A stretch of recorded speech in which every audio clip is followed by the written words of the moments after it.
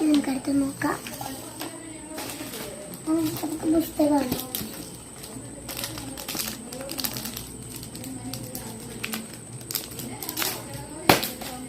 അടുത്തൊരു വലിയ സാധനമാണ്.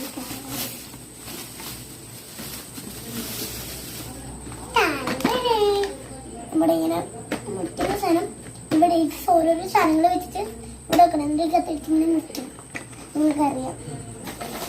എല്ലാവർക്കും ബൈ ബൈ.